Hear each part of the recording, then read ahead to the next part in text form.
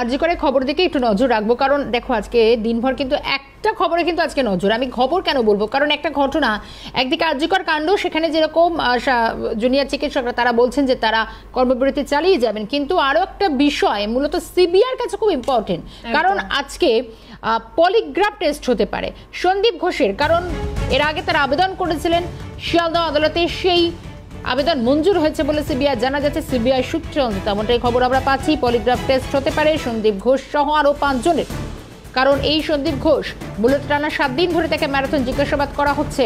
CBI দপ্তরে তিনি যাচ্ছেন, আবার বেরিয়ে আসছেন, প্রায় ঘন্টার পর ঘন্টা, যথেষ্ট বিধ্বস্ত, বেশ কিছু গুরুত্বপূর্ণ ফাইল এবং বেশ কিছু নথিও তিনি তুলে দিয়েছেন সিবিআইয়ের হাতে, যেমন জানা যাচ্ছে। কিন্তু তিনি কতটা সত্যি বলছেন, তিনি আদতে তার বিরুদ্ধে ওটা যে বিষয়গুলো রয়েছে অনেকটা অ্যাকশনের লেখা আনতে পারছে না সিবিআই কর্তারা। তারা গতকালও সিবিআই তরফে আইনজীবী সুপ্রিম কোর্টে পরিষ্কার বলেছে যে ঘটনাস্থল সেটা পর্যন্ত চেঞ্জ হয়ে গিয়েছে, তাদের অসুবিধা হচ্ছে এই তদন্তে এগিয়ে নিয়ে যেতে। এবার সেই রহস্য ভেদে মরিয়া সিবিআই। মেঘা রয়েছেন আমাদের সঙ্গে। মেঘা, যেটা জানার চেষ্টা করবো যে সন্দীপ ঘোষ টানা একদিকে যেরকম ম্যারাথন জিজ্ঞাসাবাদ চলছে, কিন্তু বিষয় হচ্ছে অনেক কিছুই সিবিআই জানতে পারছে, কিন্তু সেটা কতটা সত্যি বলছেন, কি রহস্য, তারই কি সেই রহস্য ভেদে কি এই পলিগ্রাফ টেস্ট হতে পারে, কি জানা যাচ্ছে?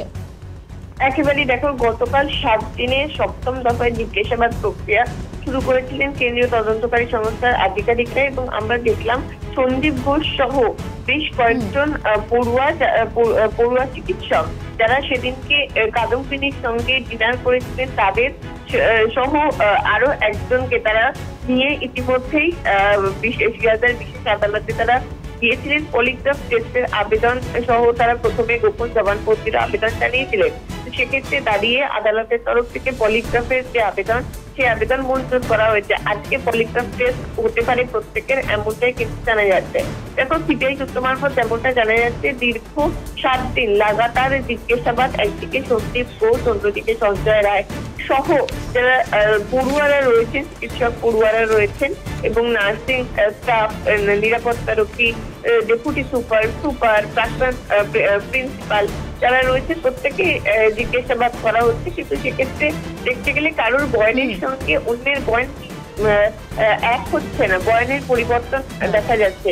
সেক্ষেত্রে দাঁড়িয়ে সত্যতা যাচাই করতে কিন্তু এই পন্থা গ্রহণ করেছেন সিবিআই আধিকারিকরা, এবং সত্য উদ্ঘাটন করতেই কিন্তু পলিগ্রাফ টেস্টের আবেদন জানানো হয়েছিল। আজকে প্রত্যেকের পলিগ্রাফ টেস্ট হতে পারে, এমনটাই সিবিআই সূত্র মারফত খবর। বেশ মেঘা, নজর তো থাকবে, পলিগ্রাফ টেস্ট আজকে হবে সন্দীপ ঘোষেরও আরো বেশ কয়েকজনের। ধন্যবাদ জানাবো, সঙ্গে ছিলেন মেঘা রায়।